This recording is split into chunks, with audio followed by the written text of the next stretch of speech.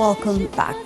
Well, experts believe that the 32nd Arab Summit this time will witness many changes.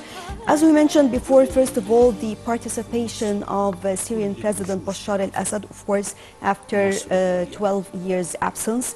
Also, many important issues talking about the Sudanese file, the Palestinian cause, the also Arab-Iranian rapprochement, many important files, and the decrease of the American role or the American interference. So we are talking about a new era that the Arab countries can start to a great extent without any external interference.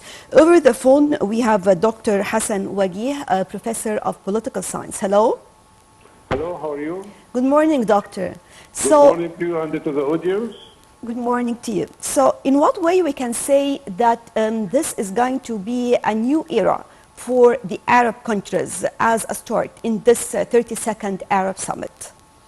Yes, I think this is a very important summit because we are facing, all of us in the Arab world, from the Gulf to the ocean.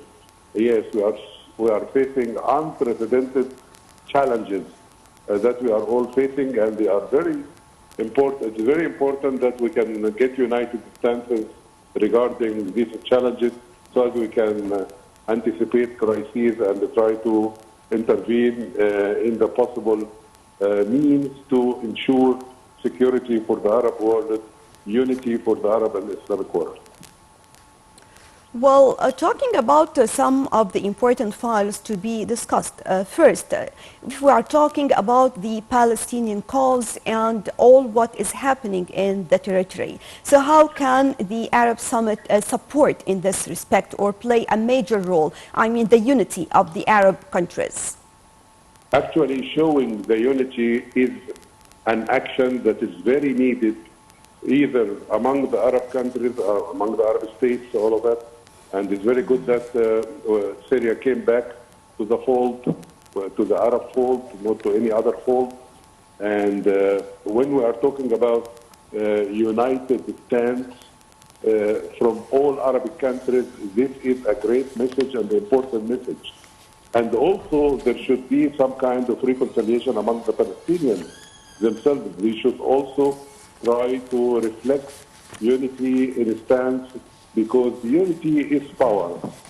And I think that the Arab world has a lot of potentialities to acquire power and to deter others from aggressing on the rights of the Arab world, wherever the country and wherever the cause. Well, also they are going to discuss some of the important social files that include many challenges for all countries. Of course, talking about refugees, water, and improving the level of education and health. So how can we all work together in this respect? Actually, when it comes to these axes that you have already mentioned, I think that the Arab League can play an important role. You know, they have a very important element in the Arab League, which is the Arab Academy for Science and Technology. And I think it is all over the Arab world. Each country has a branch. So there is some kind of good basis for disseminating unity in education, unity in the stances regarding refugees, regarding human rights, regarding so many issues. Actually, education is an important tool when it comes to this. Updating the curricula in the Arab universities is extremely important. I can see one good reason that interdisciplinarity and the multidisciplinarity is somehow absent and somehow not very well addressed in Arab universities.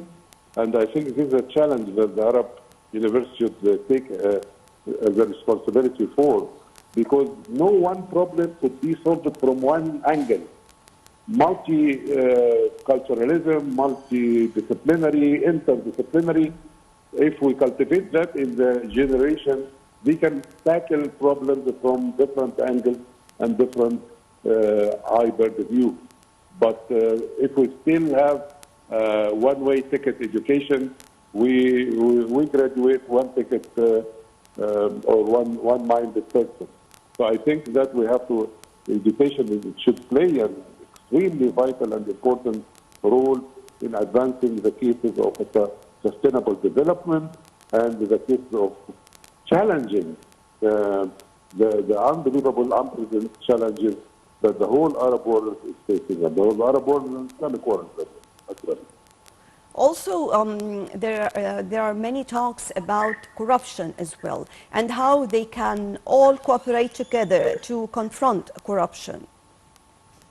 Yes, corruption needs to be fought, because if you get rid of corruption, you can really launch your country into great new horizons.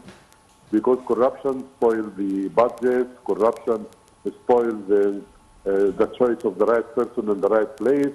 Corruption is beyond the unbelievable disaster that really we have witnessed in the Arab world.